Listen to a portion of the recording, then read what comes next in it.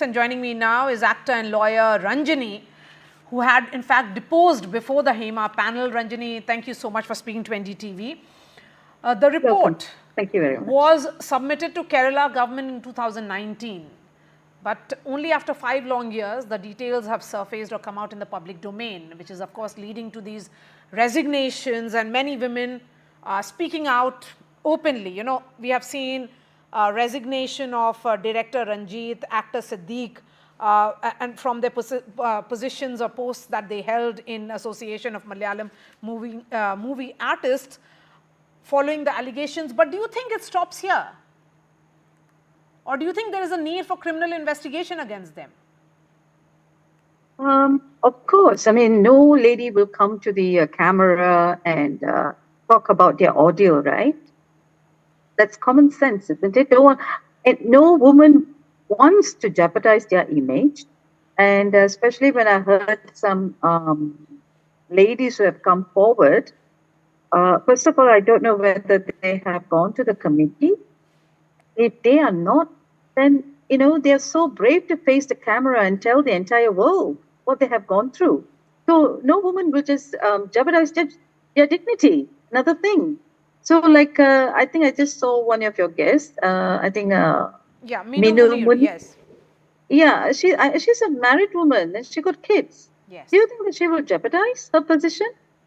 Never. So it would have, and I think it should be whoever has been,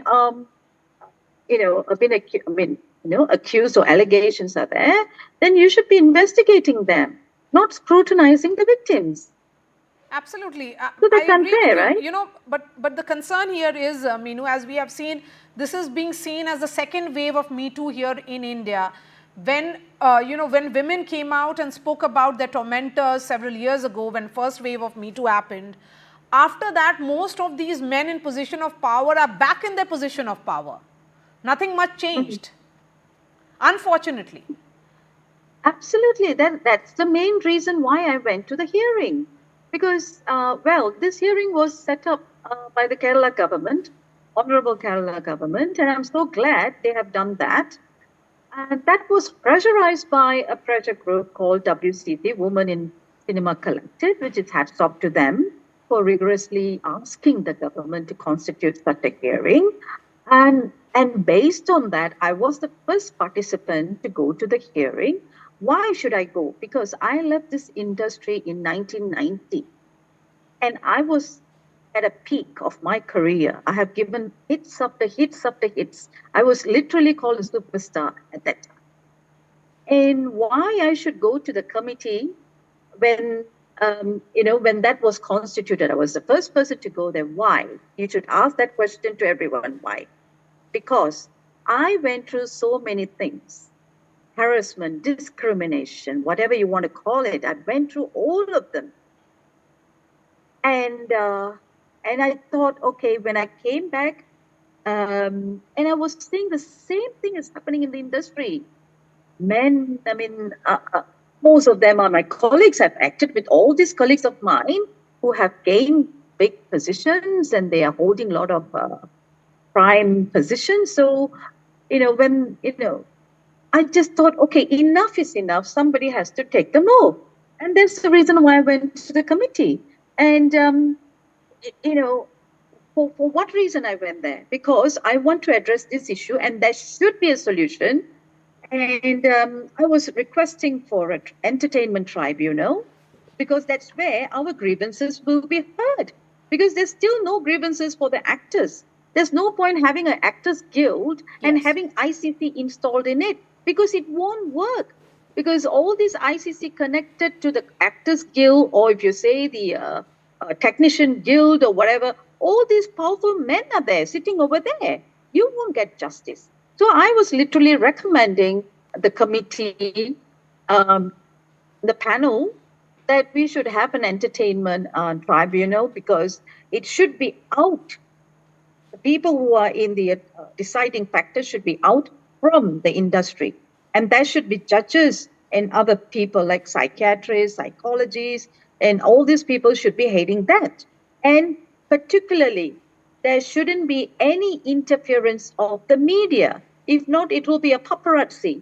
Say, for example, in our glamour industry, we are labeled as celebrities and we are not given the protection from the media. See, now it's all bombardments, right?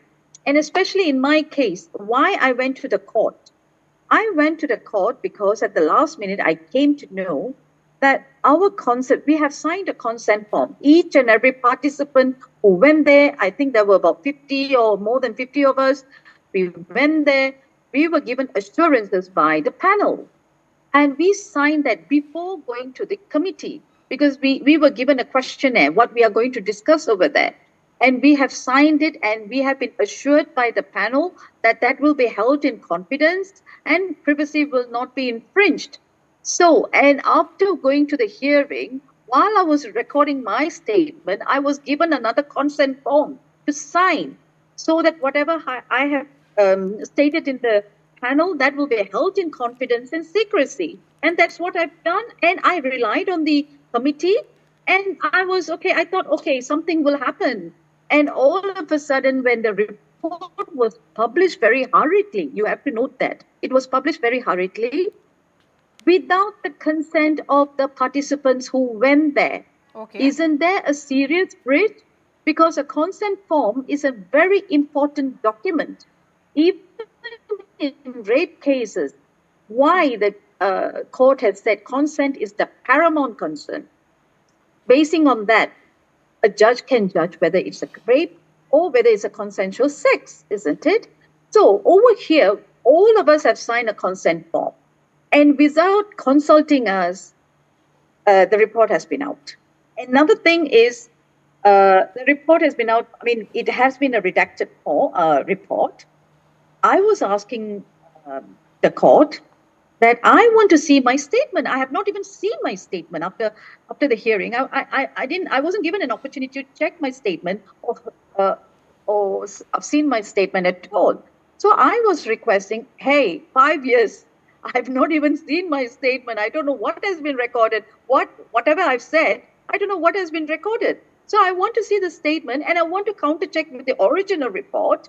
And I wasn't given the hearing. I wasn't given, okay, Ranjini, I would say, a fair you have made an important point here that this report was published hurriedly and there is a serious breach of privacy of all those like you who deposed before the panel.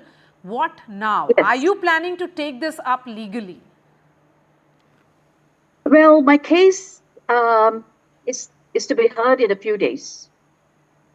Because I went to court on the 16th and 19th, I was given the opportunity, I was given the direction of the court that I should approach the single bench on the 19th, which I have done. But this was published, I was given time from the division bench that to be, I was given time up to 3 o'clock on that day before the publication. Okay. And they have given me a direction to do a single bench. But this publication was released around 2:30. Okay. So I wasn't given the chance to be heard. Okay. You would not have wanted your testimonials to come out in the public domain? And is that the view of most women who deposed? I want the publication. I'm the first person who always argues that we want the publication. We want it to be published. But I wasn't saying that it's not to be published. I said, yes, it has to be published because all of us who went to the hearing, we are all grievances parties. It has to be published. But, however, we have signed a consent form. That is very important. And we should be checking the statement and the unedited version of the report before the publication. But we were not given the chance. We were not even informed. Okay. So there is a serious breach. All right.